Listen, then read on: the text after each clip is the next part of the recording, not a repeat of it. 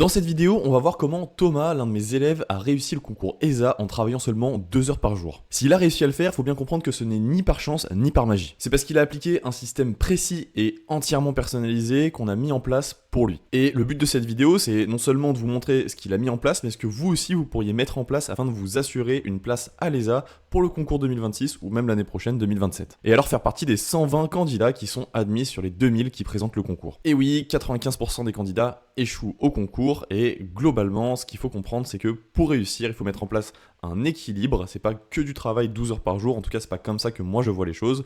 Et donc pour Thomas, je lui ai pas dit de travailler des heures et des heures et des heures. Simplement, on a mis ensemble ce qu'il fallait pour qu'il sache exactement quoi bosser, qu'il s'occupe au travail et surtout qu'il ait un équilibre de vie qui lui permette d'être heureux, motivé et bien concentré toute l'année, de savoir exactement quoi faire, quand le faire et comment le faire, afin de réussir sereinement ce concours. Et c'est exactement ce que je mets en place pour mes élèves cette année. Allez viens, on passe sur mon écran, je te montre. Alors voilà, j'ai mon ordinateur qui est juste là et je vais pouvoir t'expliquer comment est-ce que Thomas a fini 45e à l'ESA en travaillant seulement 2 heures par jour. Donc déjà, pourquoi est-ce que j'en ai jamais parlé de cet élève? Parce qu'il préfère tout simplement garder l'anonymat. Donc du coup, vous vous en doutez, c'est pas son vrai prénom et je dévoilerai pas son identité. Cependant, il est ok pour que je raconte son histoire et comment est-ce que lui, il a réussi.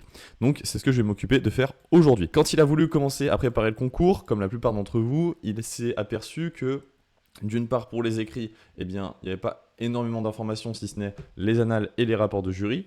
Et pour les oraux, il n'y en avait aucune. Vraiment rien du tout en ligne sur le site des écoles ou sur les différents sites internet. Il y avait très peu d'informations. En fait, si vous n'êtes pas en contact avec quelqu'un qui a déjà passé le concours ou qui connaît le concours, vous avez tout simplement pas d'informations. Alors maintenant, évidemment, il y a ma chaîne. Thomas, ce dont il s'est aperçu, c'est que il y avait peu d'infos sur le concours et du coup que ça allait entraîner une grosse charge de travail.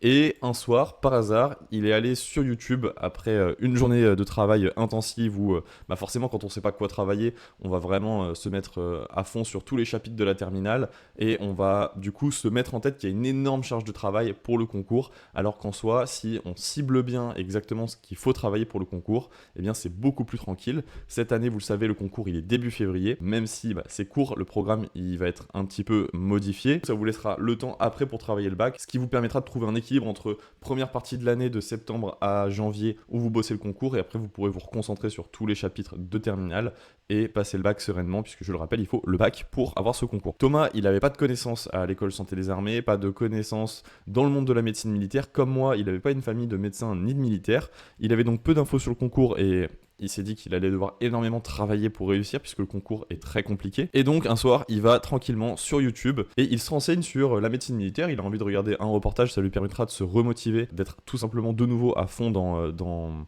ses recherches et dans son travail.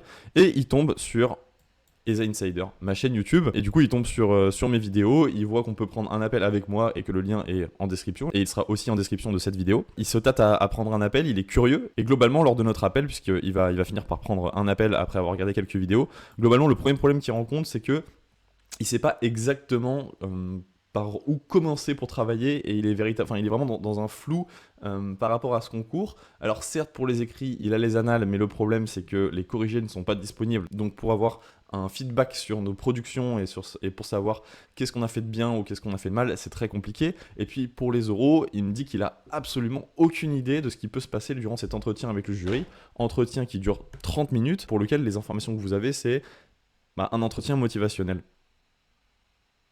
Un entretien motivationnel. Ça veut tout et rien dire. Pour se préparer à cet entretien quand on n'a pas d'infos, c'est quasiment mission impossible. Donc il a ce premier problème dont il me parle, qu'il n'a pas vraiment de façon de s'organiser ni de savoir vraiment quoi faire pour optimiser son travail. Certes qu'il est prêt à travailler énormément cette année et qu'il a conscience que le concours est difficile, mais il n'a pas envie de passer non plus à côté et de ne pas travailler les bonnes choses. Aussi, c'est ce que je vous disais tout à l'heure, il faut qu'il s'organise entre le concours ESA et le concours et l'examen du bac, et entre le bac d'un côté et le concours de l'autre, il a du mal à savoir quand est-ce qu'il faut travailler quoi, et puis surtout, est-ce que le concours ESA ça se travaille comme le bac, est-ce que le bac ça se travaille comme le concours ESA, etc. Et il est perdu, il n'a pas forcément envie de perdre de temps, ni de se retrouver à avoir une note un peu pourrie au bac parce qu'il a passé trop de temps sur le concours ESA, que le concours ESA il y a passé beaucoup de temps mais que c'était pas exactement ce qu'il fallait faire pour avoir une bonne note, et donc de se retrouver à moins bien réussir les deux tout simplement. Bon, le dernier point du coup je voulais dire un petit peu au-dessus, il est vraiment dans le flou par rapport aux écrits et par rapport aux oraux, et là ce que je voulais dire c'est qu'il était plutôt perdu sur qu'est-ce qu'il fallait prioriser dans son travail. Donc ouais, il est dans le flou par rapport aux écrits et par rapport aux oraux, je vous le disais, parce que oraux, il n'y a pas d'infos, et les écrits, à part les annales, il n'y a pas de corrigé. Moi, quand j'avais passé le concours en terminale, j'avais demandé de l'aide à mes professeurs, et certains avaient accepté, d'autres non, et du coup, on devait bricoler un petit peu avec des profs qui étaient dispo, d'autres qui l'étaient moins, et le faire juste avec ses professeurs du lycée, c'est quand même courir le risque de ne pas avoir des gens qui sont vraiment là pour soi, pour le concours, et le passer tout seul.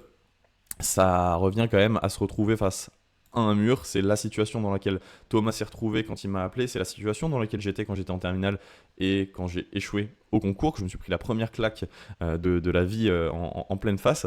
Et donc du coup Thomas m'appelle, il me dit qu'il est face au mur parce que justement bah voilà, il sait pas vraiment comment réviser, ni quoi réviser, ni quand le réviser. Et il me parle du coup d'une potentielle solution qui serait la préparation au concours, la prépa privée qui propose de l'aide pour ce concours.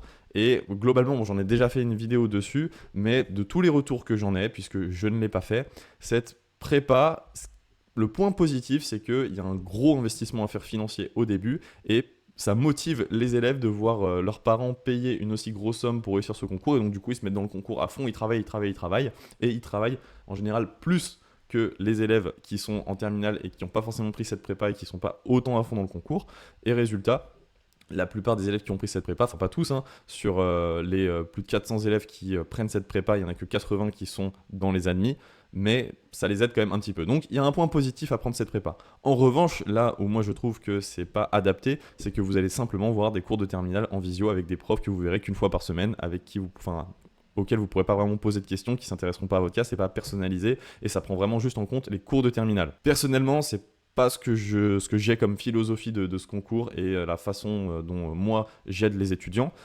Vous allez le comprendre, je les aide sur beaucoup plus de points et de facettes que juste travailler les cours de terminale. Et bon, travailler les cours de terminale, finalement, ça n'aide pas grand-chose. Et de tous les feedbacks que j'en ai, c'est juste des gens qui ont réussi tout seuls parce qu'ils ont travaillé plus et qui m'ont dit que la prépa, ça les avait motivés à plus travailler parce qu'il y avait eu cet investissement qui avait été fait. Donc je lui recommande pas forcément de prendre cette préparation en lui expliquant pourquoi. Et lui, effectivement, c'est pas ce dont il a envie. Il cherchait pas forcément à avoir des cours de terminale en plus le samedi et du coup à bourrer un emploi du temps qui était déjà bien plein, surtout pour apprendre des choses que lui peut voir de son côté. C'est pas vraiment ce qu'il recherche. Et puis il a plus envie d'être suivi, d'être accompagné, qu'on lui montre comment faire plutôt qu'on lui donne des cours juste en plus. Et c'est peut-être votre cas aujourd'hui, puisque Thomas, il a vraiment envie de devenir médecin militaire, il veut vraiment mettre toutes les chances de son côté. Lui, ce qui le plaît, c'est d'opérer dans une situation d'urgence. Il recherche l'adrénaline vraiment que peut procurer le métier de médecin militaire. Il veut pas simplement être médecin, il veut vraiment avoir ce petit truc en plus, cette aventure que va lui procurer le métier de médecin militaire. Être, vous voyez comme sur ces images, être sur le terrain, et pouvoir agir pour voir vraiment plus qu'aider les gens, pouvoir sauver des vies, être au plus proche des soldats français, leur apporter du soutien et puis vraiment se mettre au service de sa nation. Et plus que ça, vraiment faire partie d'une famille. Le service de santé des armées, c'est peu de gens, tout le monde se connaît et on fait vraiment la partie d'une famille, alors que quand on est médecin civil, on est un petit peu plus tout seul dans son coin. Là, il y a ce côté fraternité, ce côté cohésion qu'on retrouve beaucoup plus. Lui, c'est vraiment ce qui le motive à faire le concours de l'école de santé des armées pour faire médecin militaire, et c'est pour ça qu'il a pris un appel avec moi, pour ça qu'il a vraiment envie de maximiser les chances de réussite, puisqu'elles ne sont que de 5% quand on le tente seul. Et pour ce faire, il a envie d'être guidé, Thomas. Je vous l'ai dit, il n'a pas simplement envie d'avoir des cours en plus et d'avoir la tête sous l'eau toute l'année parce qu'il n'y a pas d'explication sur vraiment la manière d'aller droit au but pour réussir. Et donc du coup, il souhaiterait un accompagnement personnalisé. Cet accompagnement personnalisé, vous le voyez, lui a permis de finir 45e au concours en bossant 2 heures par jour. Le lien est en description si tu souhaites faire la même chose. Et globalement, l'accompagnement personnalisé que je propose, pourquoi est-ce que moi déjà je peux te le proposer, puisque est-ce que je suis légitime de vous proposer une aide pour ce concours? Si vous avez déjà vu d'autres vidéos YouTube, vous savez pourquoi, sinon je vous le répète, le concours en terminale, je l'ai tenté seul, sans aide, et avec beaucoup de travail, en passant une année de merde, j'ai juste réussi à aller jusqu'aux oraux, et les oraux, je me suis fait laminer. L'année d'après, en me faisant aider tout simplement par des gens qui avaient déjà passé le concours, que ce soit pour les écrits d'un côté et pour les oraux de l'autre, ça s'est beaucoup mieux passé. J'ai moins travaillé, parce que en sachant exactement ce qu'il faut faire, on travaille moins. Et de 2, j'étais beaucoup plus confiant, je me sentais beaucoup mieux. J'ai pas passé une année pourrie parce que j'ai justement rééquilibré comment j'ai bossé ce concours. Je m'étais rendu compte en terminale que j'avais vraiment bossé comme une brute et que du coup c'était pas terrible pour mon mental, ma motivation, et qu'il y a des moments où juste j'étais HS, je pouvais pas continuer à travailler, pourtant je me forçais, et c'est vraiment pas ce que je recommande aujourd'hui. Et c'est pour ça que, ayant fait cette erreur en terminale, je me permets aujourd'hui d'aider des élèves, de les guider pour leur montrer qu'on n'est pas obligé de passer une année pourrie pour réussir ce concours, et qu'en s'organisant de la bonne façon, avec la bonne méthodologie de travail, un planning qui est adapté au sport qu'on veut faire, à nos amis, à nos activités extrascolaires, eh bien, tout simplement, on peut passer une bonne année en réussissant ce concours et en le réussissant même très bien, puisque vous le voyez, il a fini 45e sur 2000 candidats. Hop, un accompagnement personnalisé, ça revient à quoi? C'est pas juste des cours le samedi après-midi en visio où vous allez avoir des profs qui vont vous déballer un cours. Ça en soi, vous pouvez les trouver sur YouTube. Les cours comme ça sert pas à grand chose.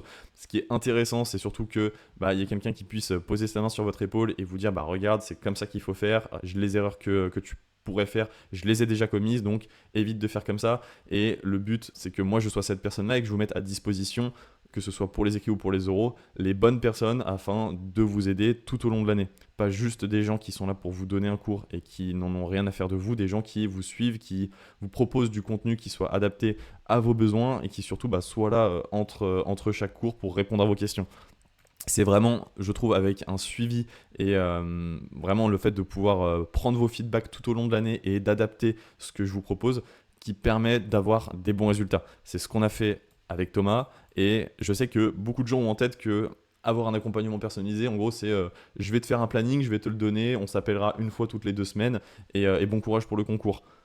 C'est pas du tout moi ce que j'ai en tête. Déjà, la base, c'est évidemment que le planning, il sera adapté à vos besoins et qu'on va le construire ensemble, que toute l'organisation au niveau des révisions des écrits, de quels exercices faire, quelles notions tombent souvent, comment bosser les annales, avoir les corrigés des annales, etc., etc., tout sera mis à disposition. Et puis en plus de ça, vous avez des professeurs qui vous suivront tout au long de la semaine, tous les jours, pour vous donner des feedbacks, corriger vos exercices, etc., etc. Donc ça, c'est vraiment pour la partie des écrits. C'est ce qu'on a mis en place pour Thomas et c'est ce qui lui a permis de réussir comme ça. Et pour les oraux, évidemment, c'est pas simplement que je vous parle de culture générale comme je pourrais le faire sur YouTube, c'est qu'on s'entraîne face à face en oral blanc et que je vous confronte à des questions qui peuvent vraiment être des questions pièges du jury, que vous vous entraîniez encore et encore, et que le jour des oraux, vous soyez tout simplement confiant, serein, parce que vous savez que toutes les situations auxquelles vous pourriez être confronté, vous les avez déjà vécues, vous savez comment vous en sortir, vous savez quoi répondre au jury, et donc du coup, vous êtes confiant, et c'est comme ça justement qu'on réussit ces oraux.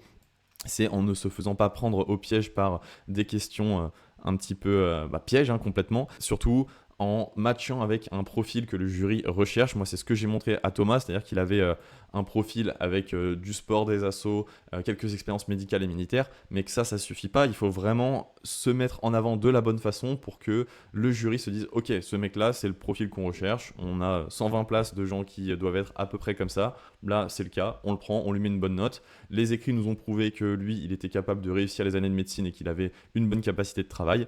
Les oraux nous prouvent que c'est le profil qu'on cherche à l'école de santé des armées. Alors feu, on le prend. » Et donc du coup, la plupart des gens que j'ai en appel se disent juste que moi, je propose un planning personnalisé, que j'explique ce qu'il faut réviser pour les écrits lors d'un appel en visio en 45 minutes et qu'il y aura 2 appels avec moi pour les oraux. Non, le but c'est vraiment de prendre tout en compte cette année pour que vous puissiez réussir et c'est ce que je vous expliquais pour les écrits et pour les oraux. Ça va bien plus que juste un appel comme ça vite fait avec moi. C'est vraiment tout est pris en compte pour que tous les jours de la semaine jusqu'au concours, donc tous les jours de septembre jusqu'à février pour les écrits, tu saches quoi faire et je le répète, que tu n'aies pas 12 heures de travail quotidien par jour, c'est pas le but, j'ai pas du tout envie de te noyer sous le travail. Moi, ça m'a fait passer une année de merde, je ne te ferai pas passer une année de merde, tu peux réussir le concours sans pour autant passer par là. Simplement, il faut être bien organisé, avoir une bonne méthode et puis savoir quoi faire pour les écrits comme pour les oraux. Et en fait, quand on sait ça, on passe une bonne année et on réussit en plus de ça à intégrer l'école de ses rêves. Du coup, moi, ce que je mets en place, c'est plus une philosophie de l'équilibre. Je sais très bien, en plus, parce que j'ai fait la médecine, la première année de médecine, et puis que là, je rentre en 5e année de médecine, qu'on réussit ses études en ayant un équilibre entre le travail, le sommeil, le sport et la famille, les amis, les temps de repos. Donc, ce qu'on va mettre en place, nous, c'est des habitudes de sommeil, c'est des habitudes alimentaires, c'est des habitudes sportives, et puis c'est des temps de pause pour aller voir ses amis ou sa famille, afin que cette année, ça ne repose pas, on va dire, uniquement sur votre motivation. Là, vous êtes motivé, c'est très bien, c'est le début de l'année. Sachez, et ça c'est même pour les élèves que j'accompagne, que la motivation va avoir des hauts et des bas, et qu'elle ne sera pas toujours la même cette année. Donc autant mettre en place une routine, une discipline qu'il faut suivre tranquillement toute l'année sans se poser de questions pour obtenir des résultats. Et avoir des moments à forte motivation, des moments à faible motivation, ça, personne ne peut y échapper. Mais pour justement réussir à tenir cette routine et cette discipline toute l'année, ça passe par un bon sommeil, une bonne alimentation, maintenir une bonne activité sportive, et puis continuer de voir sa famille et ses amis et avoir des temps de pause, tout simplement pour être efficace dans le travail qu'on proposera tout au long de la semaine. Donc voilà, et ça c'est ce qui nous permet l'admission à l'ESA, c'est exactement ce que j'ai mis en place pour Thomas, c'est ce qu'il recherchait, hein. Lui il voulait pas simplement des cours en plus, il voulait vraiment passer une bonne année, savoir quoi faire, pas se poser de questions, et puis aller intégrer l'école de santé des armées en fin d'année, qui était l'école de ses rêves. Donc voilà, en bossant 2 heures par jour, qui était le titre de la vidéo, pourquoi? Eh bien tout simplement que en faisant sa journée au lycée classique, et puis en bossant 2 bonnes heures tous les soirs sur exactement ce qu'il faut faire, eh bien ça suffit. Évidemment, il faut travailler le week-end, mais le week-end, on prendra aussi une pause. Et pour les écrits, en tout cas, bien sûr, il faut travailler pendant les vacances, hein. On ne travaille pas juste 2 heures du lundi au vendredi en semaine et après c'est tranquille le week-end et les vacances. Mais vous l'avez compris, l'idée c'est que il n'y a pas besoin de travailler 12 heures par jour quand on sait quoi travailler. C'est ce qu'on a mis en place pour Thomas. Ça lui a permis non seulement d'être admis 45e, mais surtout d'avoir passé une bonne année, d'être content de son année, d'avoir été, on va dire, épanoui tout au long de son année. Et si vous voulez la même chose, c'est le fil le plus long, mais vous avez un lien en description. Vous pouvez prendre un appel avec moi, on en discutera, et moi de toute façon je serai au courant très vite de si c'est la solution qu'il faut pour vous ou si c'est pas la solution qu'il faut pour vous, et on trouvera la meilleure tout simplement, hein. Je vais essayer de vraiment me mettre à votre place, comprendre dans quelle situation vous êtes pour vous proposer la meilleure solution cette année. J'ai eu plein d'élèves pour qui j'ai dit l'accompagnement c'est pas forcément ce qu'il te faut parce qu'au vu de tes objectifs et de tes disponibilités ça ne matchera pas avec ce que je propose. Pour d'autres élèves, eh bien ça a été vraiment la rencontre parfaite, et c'est ce qui va leur permettre cette année d'être sûr d'être pris et d'être sûr d'être dans les 120, d'être dans les 120 prix. Mais voilà, pour que je le sache et pour qu'on puisse en discuter, il faut que tu prennes un appel. Pareil, beaucoup d'élèves sont juste curieux, se demandent qu'est-ce qui va se passer. Rien, ça n'engage à rien de prendre un appel. Justement, vous ressortirez avec des bonnes informations, des informations qui vont vous servir, qui vont vous être utiles pour ce concours, que vous preniez un accompagnement ou non. Moi, le but, c'est de vous donner un maximum de valeur. Ce que j'aime faire, c'est pas seulement d'être médecin, c'est d'aider les gens. Et c'est de toute façon une catégorie de métier où on est fait pour aider les gens. Le fait d'enseigner sur cette chaîne, de vous donner des informations, moi, c'est ce qui me plaît, c'est ce qui me permet d'être épanoui au quotidien. Donc prenez cet appel, je vous donnerai des informations. Je ne crois pas qu'il y ait une seule personne qui ait pris un appel pour le moment et qui ne soit pas ressortie avec des informations précieuses, ou en tout cas plus d'infos que juste ce que je propose sur YouTube, en ayant pris un appel avec moi. Donc voilà, c'était tout pour cette vidéo. Vous avez compris l'idée de ce que je propose. Pas d'être noyé, d'avoir quelque chose qui est adapté à nos besoins pour qu'on puisse tout simplement réussir et être heureux dans sa réussite. On réussit le concours ESA parce qu'on est heureux, et tu ne seras pas heureux parce que tu auras réussi le concours ESA. Voilà. Je vous laisse, c'était Maxence. À la semaine prochaine, je pense, pour une nouvelle vidéo. Je vais sortir à peu près une vidéo par semaine sur toute cette année, plus une vidéo par jour, hélas. Mais les vidéos seront plus qualitatives que les vidéos du mois d'août où c'était le rush complet, étant donné que je devais faire la MIA, le montage et le script, c'était la galère. Mais bref, là j'ai de l'aide, donc je vais faire des vidéos plus travaillées. Les formats comme ça, dites-moi en commentaire si ça vous plaît. Moi je trouve ça sympa, c'est interactif et vous n'avez pas juste en fond un mec moi qui parle avec le fond de mon salon qui est juste là-bas.